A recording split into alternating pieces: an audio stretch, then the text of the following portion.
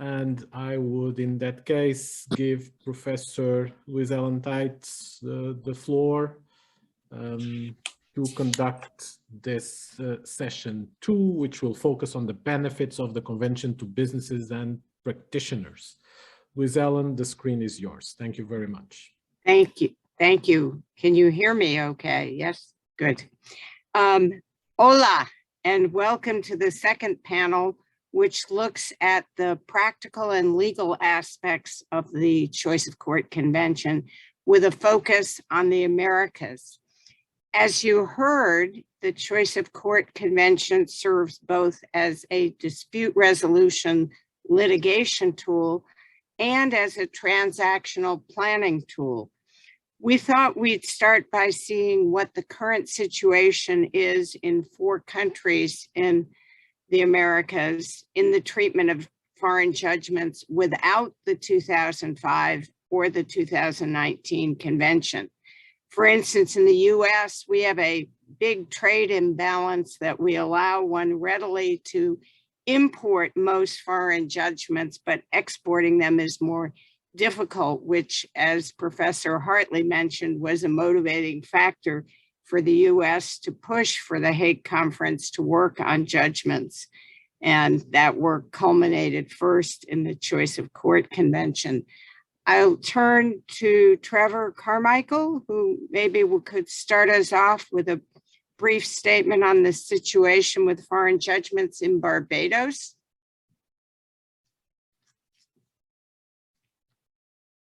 Trevor?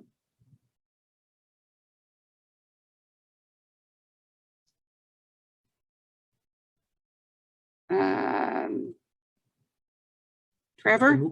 Can we unmute, please, Sir Trevor?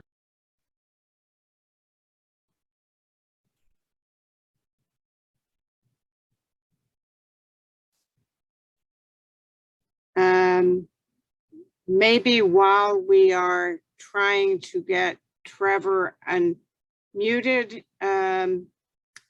we could go to Nadia and then come back to Trevor, perhaps? If that would work. If you want, I'm here. I think maybe that would work. Thank you. I was actually muted from somewhere else. So someone has unmuted me, but I was unmuted here, but not over there. Sorry about that. Well, good morning, and thank you, Madam Chair. And I'm delighted to be asked to give the Barbados position. And essentially, in Barbados, we have an act which is called the Foreign and Commonwealth Judgments Reciprocal Enforcement Act. And that is really the legislative framework which governs the enforceability of foreign judgments. As can be gleaned from the name of the act, foreign judgments may be registered and enforced in Barbados where the judgment was made in a jurisdiction with a similar recognition and enforcement provision as is the case in Barbados. And there are certain judgments that may be registered. They're restricted to judgments issued in the Superior Court of the UK, judgments obtained in the High Court of quite a few Commonwealth territories, and judgments given in the Superior Courts of any foreign country, provided that what used to be the Governor General, but what is now the President, is assured that similar treatments of enforceability will be given to judgments issued in the High Court of Barbados. Now, as Justice Anderson of the Caribbean Court of Justice pointed out, a foreign judgment is enforceable not only in Barbados, but in much of the Commonwealth Caribbean, only if it has been registered in the High Court. So registration in the High Court is required, and one can therefore go to the procedure for registration in the High Court and see what elements must be followed. The original court must have acted with jurisdiction. In other words, no judgment would be registered where the original court did not act with jurisdiction or acted without jurisdiction. The judgment debtor must have been resident or ordinarily resident within the jurisdiction of the original court. The judgment cannot be obtained by fraud. And there again, as Professor Justice Anderson pointed out, this is very much almost like suggesting that you must come with clean hands. It's very much like the equity position. Furthermore, no judgments which took place as a matter of against public policy will be entered or registered, and this, in a sense, again, and it reflects the learning enshrined in the New York Convention.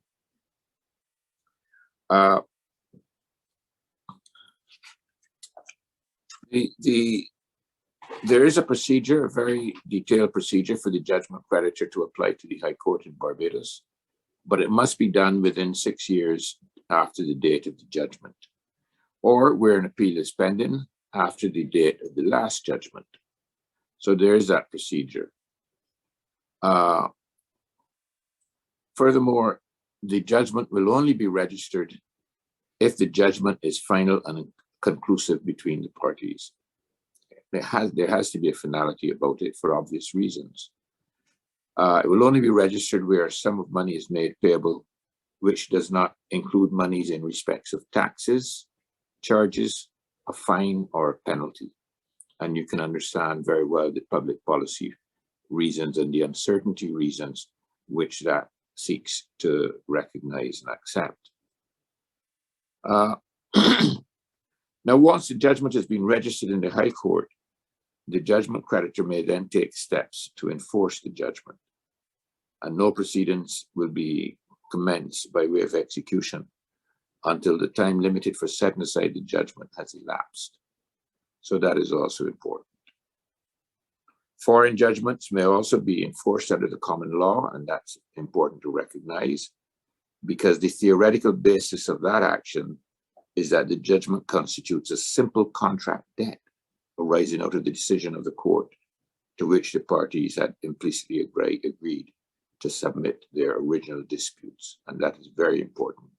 I wonder if in general most judgments have been enforced recently, just to get a general sense, or whether there is a problem.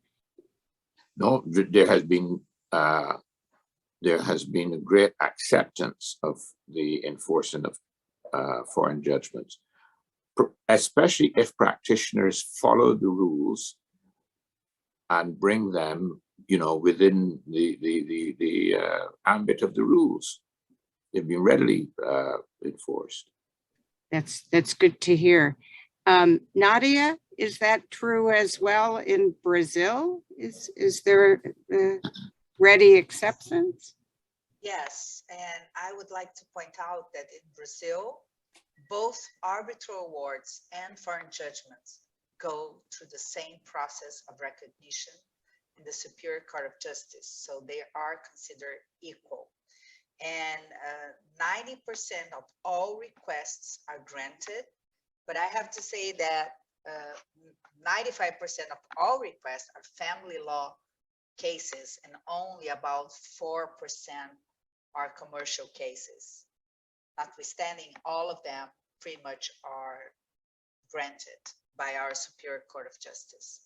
And all you need to do is have the requisites, formal requisites complied, and they would only see if it's not against public policy. So that's in general our rules of the Superior Court of Justice.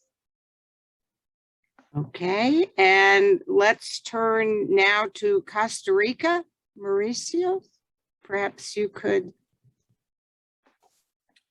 Hello, Luis. Following the invitation of the organizer, I am going to switch to Spanish. Yes, that's fine. En Costa Rica, el reconocimiento de las sentencias extranjeras. Recognition of foreign sentences is used, it goes through a code that we have. There is an institution which is quite old, dates back to 1928, in fact, but in practice, it isn't used much because there are very few countries that have ratified it. And the countries that have ratified it, such as Costa Rica, tend to use it very little, as long as it doesn't contravene national legislation. So it's essentially a national treaty, an international treaty, which is applied under law. There is a link. So in practice, in reality, this type of procedure is regulated by the civil procedure from 2018. Then Costa Rica ratified the majority of sentences, but the majority of cases that go to the courts relate to family matters. But the cases that are submitted, commercial affairs, for example, and foreign matters, are recognized in the majority of cases. The only extra thing is that in the new legislation that came in 2018 for civil cases, there is a particular characteristic now established saying that sentences that are recognized must not contravene national public order, the law, national public law enforcement. And that has undergone some criticism in the country because this is the introduction of this new concept. It's a national competence, whereas in reality, it should be used on an international level. And we haven't yet had many cases that have shown the limits to these concepts of public order, public policy rather, nationally and internationally. And for cases from abroad, have to be under local legislation. So that is one of the effects of the ratification of this, when this concept was introduced at national level. Thank you. And the interpretation is working on this end, so I'm assuming it's working for others as well. And then finally, Jose, perhaps you could follow up in terms of Paraguay and other parts of Latin America. Thank you very much, Luis. I will also switch to Spanish.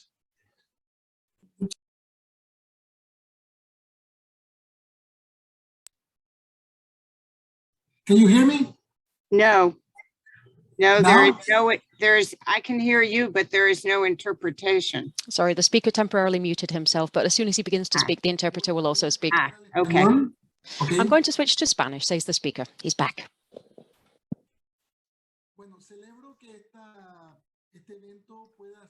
Well, I'm delighted to see that we have interpretation for this event with Spanish. It follows a tradition that began in 2012, when you had diplomatic conferences, diplomatic sessions, etc., when Spanish was added.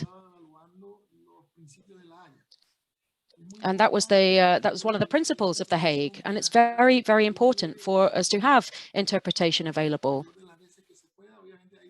where possible, obviously. Of course, there are always budgetary limitations, as with any organization, but Spanish is a very important language for the organization, especially given the enormous number of countries that are parties to the Hague Conference, which do use Spanish. So I'm particularly happy, and I would like to congratulate Christoph, Ignacio, everyone who has made this event possible, and to have Spanish interpretation during the event.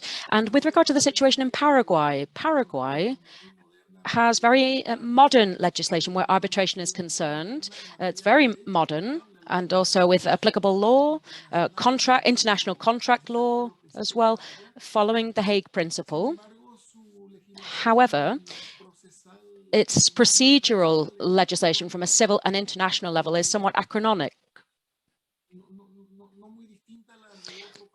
It's not very different from other countries in the region where arbitration is concerned, except for a handful of countries which are making progress in that direction. But I don't have any statistics to hand, no official statistics or studies. We don't have figures available about when sentences are applied in this way. The litigating parties feel it's relatively viable to hand down a sentence in this way. Thank you. Good. Now that we have a little sense of the current situation, you are all from countries that have not ratified the 2005 convention. As am I, as Professor Hartley mentioned. In the US, we love the convention. We just have a problem of domestic implementation. But it would be interesting if we could hear what would make COCA more desirable for your country and encourage your country to become a contracting state, and what has held it up, perhaps. Why don't we start with Nadia from the view of Brazil and how it views the choice of court convention? Thank you, Luis. I hope my microphone is better. And first of all, I would like to thank the HCCH for inviting me. And it's a great pleasure to be in this panel and to have heard my colleagues earlier. I have not had the opportunity to thank everybody and say hello formally. Brazil has no legal obstacles preventing it from becoming a contracting state to this Hague Convention, the Choice of Court Convention. To our knowledge, the Ministry of Justice has already issued a preliminary opinion favoring the accession of Brazil to the convention. And I was a part of that study. I helped draft the arguments, so I guess it will go well. At this point, according to our constitutional setting, we need the president, the executive power through the president, has to send it to Congress for approval. And it's not yet ready to send. I don't know why. I have to say that maybe because this is a very technical issue and maybe there's not like a popular outcry for it to go forward, and that is holding it back. But here in the private international law community, we have stressed the need for the convention to be taken by Brazil. So I guess we'll see that in the coming points, in the coming years, I hope. Also, another relevant point I would like to make is that Brazil is a party to Mercosul Protocol Buenos Aires on international jurisdiction in international contract matters, and that expressly allow for choice of court clauses, and it's currently in force in Argentina, Uruguay, Paraguay, and Brazil. So I can say that in the region, we're already moving forward towards accepting choice of law clauses. Our jurisdictions are more acceptant of this kind of clauses. For Brazil, we started out in case law, not accepting it at all. Even if we had a choice of court clause, courts would say they had jurisdiction and will go on. Since 2016, with the new Code of Civil Procedure, Article 25 expressly allow for choice of a foreign court if the parties has an exclusive agreement on this point. So this is a big change for Brazil. We already have case law where there was such a clause and where Brazilian courts have said, we are not the convenient court, we will not take the case. And the provisions limited to international contracts, which means in national relations, you cannot opt for another court. And the only limitation is if it is against Article 23, which is our article of the Code of Civil Procedure on exclusive jurisdiction. And that article is for immovable property located in Brazil, the sharing of property also located in Brazil, and cases of succession and divorce. Thus, it's very clear that if you have an international commercial contract, you have no problem enforcing a choice of court clause in Brazil. And so if you have chosen a foreign court, then Brazilian court, the judicial power will say they're not responsible for the case. One last point I wanted to make is that if it is an adhesion contract, a consumer contract, that is not going to fly. That Brazil will say they have jurisdictions most of the time. And so I guess we have a more favorable scenario, and Brazil should soon become a party. Although we do have Article 25, the convention has more details on the matter, and I think it will help put us in the world again. Thank you. Thank you. And actually, of course, the convention doesn't cover consumers or succession, so it shouldn't be as much of a problem. So that's all good news.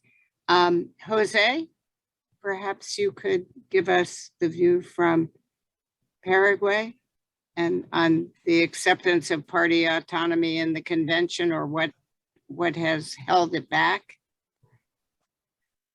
Claro, Luis. Bueno, yo estoy muy optimista con respecto a la I'm very optimistic about the possibility of Paraguay ratifying this convention in the not too distant future.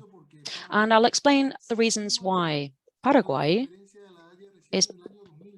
joined the Hague Conference in 2005. So that was the year that Paraguay became a member of the organization. And during that time, it's been ratifying, it's been adopting quite a large number of interesting documents, in addition to attending the Congress for ratification of others. So there is a certain trend here with the country that it is incorporating these articles as it has been over time from the conference, from the Hague Conference.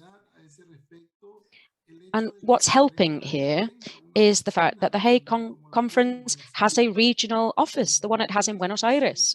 It's a very efficient office. It's very close to the Chancery, very close to the world of academia. And that has been viewed very positively when it comes to the importance of adopting these instruments. Something else that's really helping is the fact that even in the General Secretariat of the Hague Conference for Paraguay, we've had visits 2 times recently. And that's extremely important because given the high level that we're working at here, it helps us to keep working and keep making progress, consolidating its process of adopting the conventions. I've been listening in to a number of informal discussions and conversations, and there was one concern that has come up about choice of court convention, and that is the fact that here in Paraguay we have a law which is designed to protect.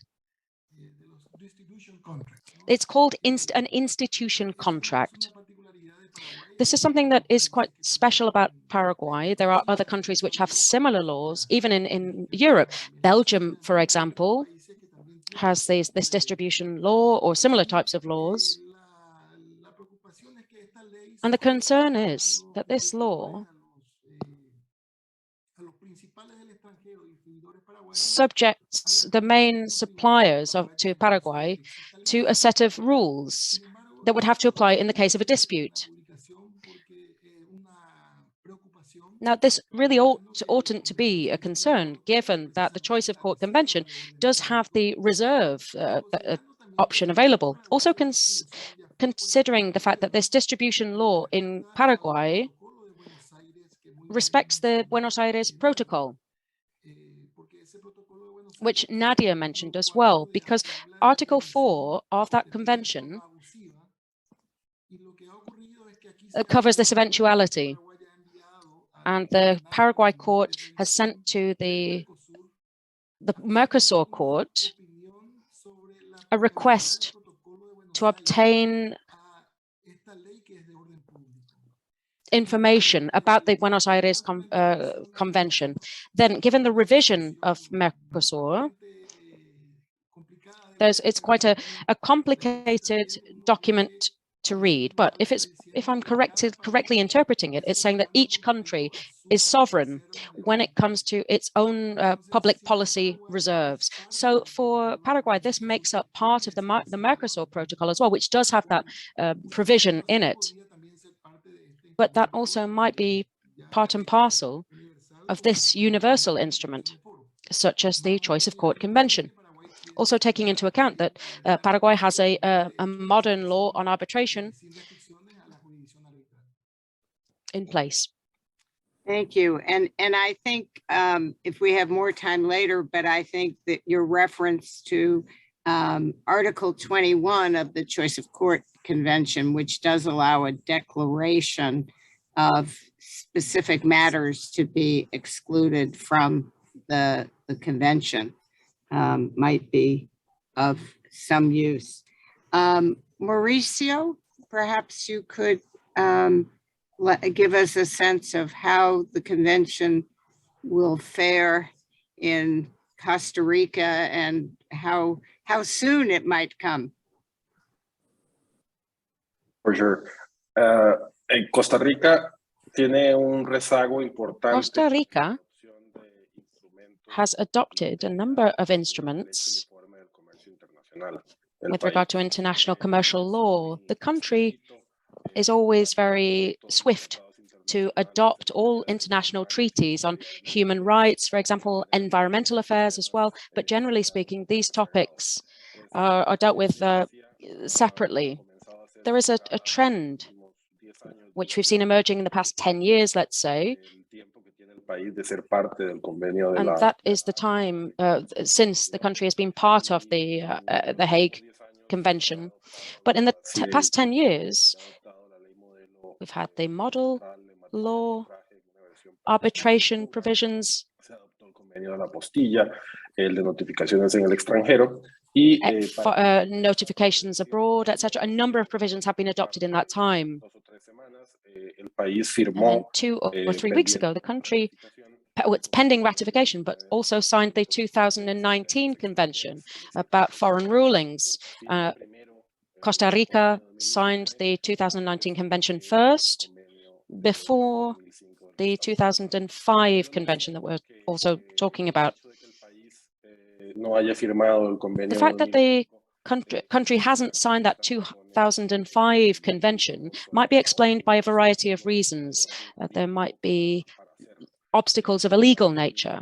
In 2014, in fact, the Chancery sent to the General Prosecutor of the Republic a request to analyze the convention to see whether it was appropriate, whether there were any disadvantages, and that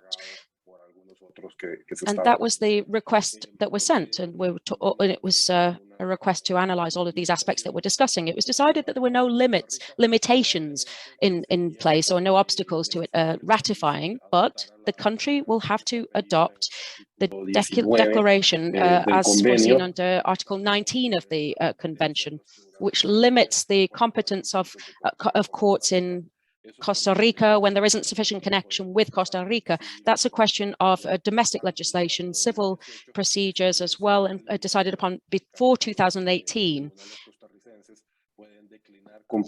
So that, but a Costa Rican court can decide not to hear a case when there's not a sufficient connection with the country.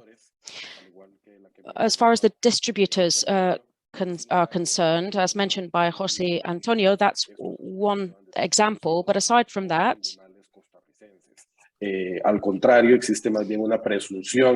is a presumption in this law that these matters entiende que quieren ser resueltos mediante arbitraje. need to be resolved via arbitration.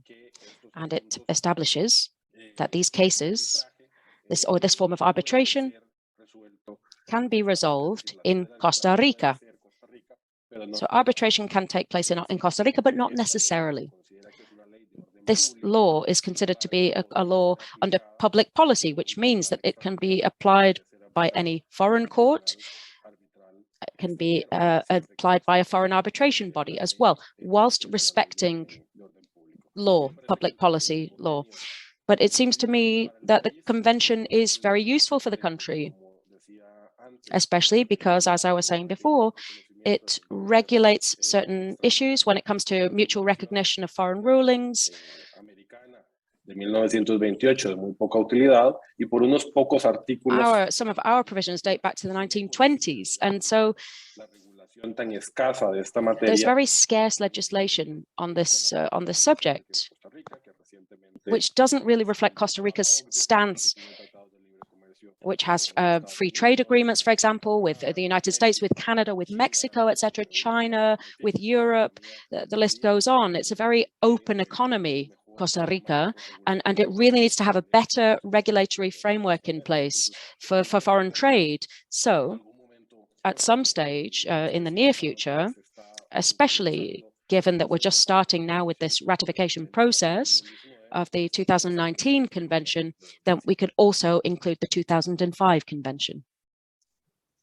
Yes, it sounds like you're on your way with 2019, and then with the 2005, you'll be able to fill in the gap for the exclusive choice of courts, since they work well and were designed to work together. Trevor, perhaps you can tell us about Barbados and whether you see the convention being likely to move forward quickly, or what might make it more appealing. Well, thank you again, Louise. I think in speaking about Barbados and the convention, one has to consider Barbados's emergence, if I will put it that way, as an international business center. Over the last 20 years, Barbados has pursued a very vigorous international business policy. We have a large number of double tax treaties, and therefore, increasingly, we're putting ourselves further into the scope of international business. So within that framework, I see the convention as assisting Barbados in developing its business center, its international business sector, and making that sector more efficient and more attractive, and making it more of a global service hub. The convention, under the convention, the judgment of the chosen court will be recognized and enforced by the courts of other contracting states that would have ratified the convention. They may also be double tax partners of Barbados. Now, our current framework for the enforcement and recognition of foreign judgments, as I mentioned earlier, has a limited geographical scope. Even though there are only 32 contracting states to the convention to date, the bulk of which are EU members, nevertheless, the geographical scope under the convention surpasses the geographical scope under our reciprocal enforcement judgments act. So that is another advantage. The convention obviously provides uniformity and predictability in connection with the choice of court clauses. Parties would not run the risk of spending time and money litigating jurisdictional issues. Again, that would be very helpful. And during contract negotiations, the parties can easily identify which countries are the contracted states and make a selection with the assurance that the rules of the convention will be applied. And that's another advantage. So for these reasons, it would be beneficial for Barbados to join the convention, and I support it strongly. However, there are certain changes that we in Barbados will have to make to our own legal system we presently have a backlog of court cases. We have to tidy up that backlog, and we have to make further improvements in our own business operations, such as streamlining our operations at the corporate registry and the International Intellectual Property Office. So these sorts of things will need to be addressed from internally and strengthened. But putting all of it in perspective, becoming a member of the convention will help us also to move forward in the swift administration of the courts and administration of justice. And I do not think that, as it is, our administration of justice would undermine the functioning of being a member to the convention. And I personally will, as a senior advocate, the senior counsel, will pursue advocacy that we move towards getting involved and becoming a member of the convention. Thank you. Thank you. And actually, you've given us a lovely segue to our next question, although I think we have limited time, but you have in fact given us reasons why you would encourage clients, obviously, to put choice of court clauses in contracts and to use litigation rather than arbitration.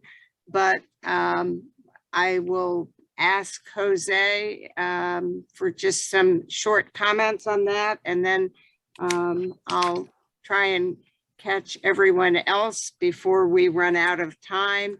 As this was referred to earlier in the discussions in relation to Gary Bourne, but it's one that keeps coming up, whether why you should use choice of court clauses and therefore, of course, the convention as opposed to arbitral clauses. Jose? Gracias, Luis. Thank you, Louise. I am a member of the Arbitration Court at the International Commercial Court, and we operate under this mechanism. I'm a member of the Permanent Arbitration Court of The Hague and an active arbitrator in there. And also I intervene where investments are concerned. I'm a member as well of other arbitration courts as well, for football. And I've regularly intervened in arbitration matters in various countries, in South America and in Paraguay. I am a huge fan of arbitration. But I'm not here really to talk about arbitration. I'm here to talk about the decision on deciding or allowing the parties to decide their preferred forum, their preferred court, the court that they would prefer to take their dispute to. And in that sense, the choice of court convention can be an excellent instrument to ensure that the parties can make that choice, can make a real choice, and ultimately a choice which offers legal certainty that is going to be upheld. I'm talking here from the perspective of a lawyer who is frequently there to advise international transactions in Paraguay. I'm not really involved in the theoretical side. It's more the practical side where I intervene. And I'm not going to pretend to be an expert on international civil matters. I'm a professor of arbitration as well, but not so much for litigation. Although on many occasions, clients prefer litigation to arbitration, and we have to explain the pros and cons to them. And ultimately, it's the client who has to make that call. And then there are questions of cost as well, because I believe that Professor Hardy mentioned this right at the beginning. Arbitration costs a lot of money. Now, on many occasions, an explanation is given that the costs of arbitration have to be weighed up as a whole, have to be taken into account from an overall perspective. If you think about various years of litigation, that comes at a cost as well. And there are costs of legal representation in litigation as well. But that has to be explained to the client. Then the client decides. So the choice of court convention gives people the ability to decide and legal certainty as well, so that they know that that decision that they are making and they're given the expectation is effective, and to ensure that whatever is decided upon is upheld. This supposed rivalry between arbitration and litigation actually really damages arbitration, because this resistance to arbitration, especially in countries such as countries in Latin America, where they have to consolidate. And you also have to understand that when consolidating arbitration, the judges have a fundamental instrument. Arbitration needs the judges. Judges have are the ones who have to apply arbitration. They're not enemies of each other. When trying to defend arbitration and saying that it's the only mechanism that would work for international commercial disputes, for example, all you're doing essentially is alienating or moving away from the conditions that would really allow the client to view arbitration properly. It's not a good policy pitting the two against each other, because they actually go hand in hand. And essentially, it's up to the parties to decide, depending on the case in hand, whether they are going to opt for arbitration or whether they prefer litigation. Now, just very quickly, just responding to the criticism of Garibald.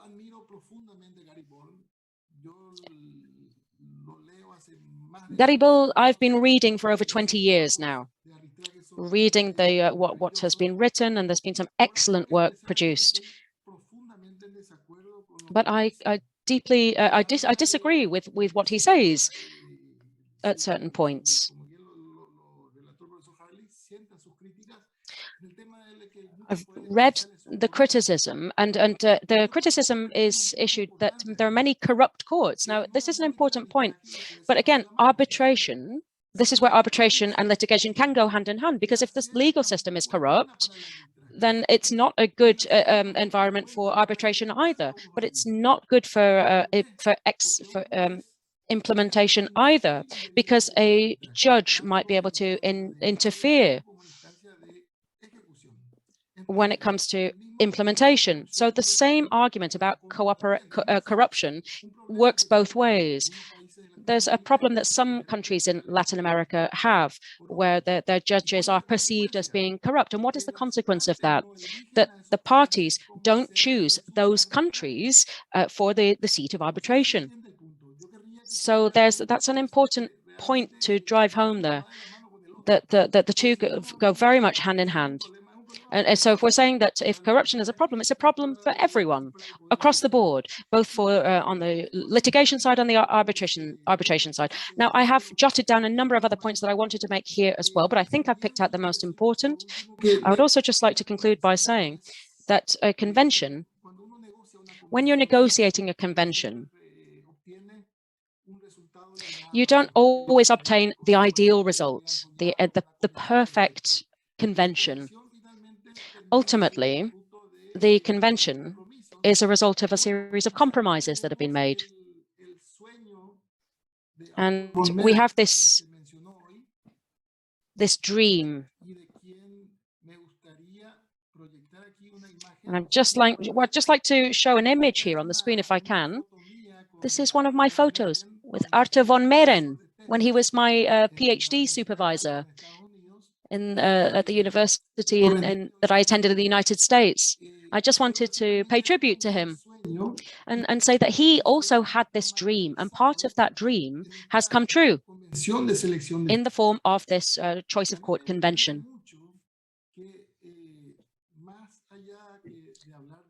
In addition to, aside from talking about corruption with a handful of judges or whatever it might be, I would like us to talk about arguments and what goes into this choice of court convention. It offers a fundamental amount of value, and this person was a professor of international litigation and arbitration. He was a professor at my time. He was the benchmark across the world for a benchmark, and that continues to be the case now. Yes, thank you for reminding us about Arthur, who we often refer to the convention as Arthur's baby. Because he was with us till almost the end of the signing. And it is very much a tribute to Arthur von Meren that we have the choice of court. And I would be remiss if I didn't also mention that the convention has often been described by another longtime participant in the Hague negotiations, Peter Truboff, as the middle class litigants opportunity, that arbitration works for large, big transactions and companies, but the middle class litigant needs an alternative, and choice of court is indeed that alternative. I know we're running out of time, but I did want to respond.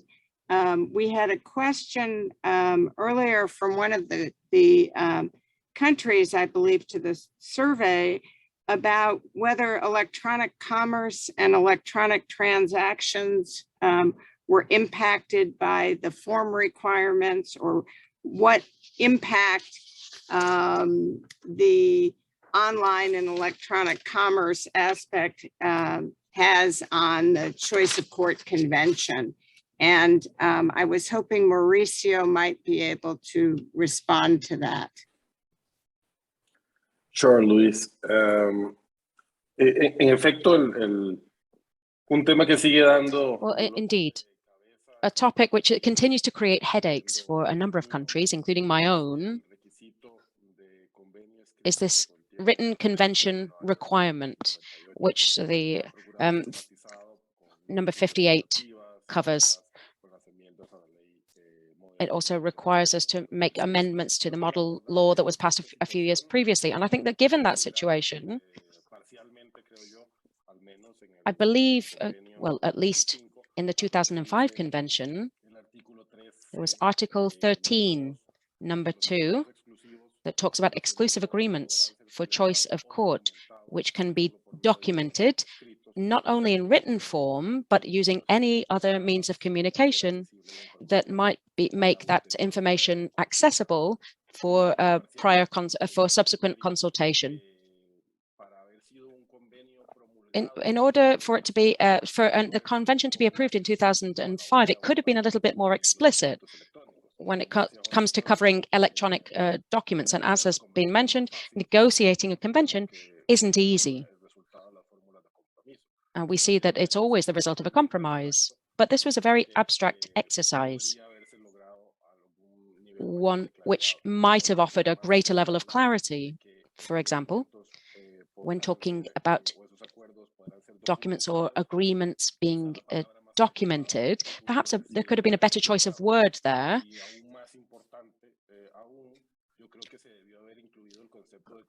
I think the concept of electronic communications could also have been included there, saying that all types of communications used to exchange information ought to be considered, and that also would be a valid way of reaching agreements. This applies to other international mechanisms as well. E-commerce law from '96, 2001 on electronic signatures, one on electronic communications, on international information, which was also approved in 2005. But at any rate, these types of agreements, when it comes to choice of court, they might not be perfect on electronic means, but they also apply exclusively to B2B operations, business to business, because these transactions that take place with international trade use electronic commerce. If it were B2C operations, they would be excluded from the scope because that would be for a consumer.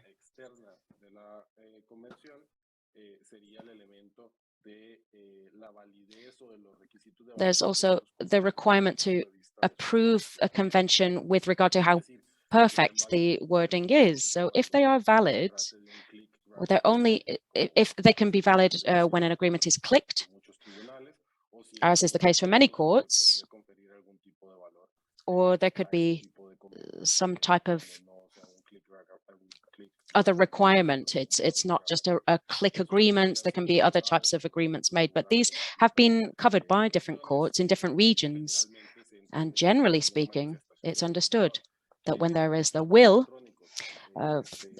in place, if there is these one-click agreements, they are valid. I'm not aware of any limitations there where choice of court is concerned, where you can perfect the agreement electronically. Thank you. And that gives us a lot to think about. And maybe the next aBridged might look at the 2019 and some of the changes we made to deal with changing problems and the two conventions working together. So lots to think about. And I want to thank the panelists for helping us to see all the progress being made and the chance for the future for certainly Latin America and the Americas to make use of the convention. Thank you.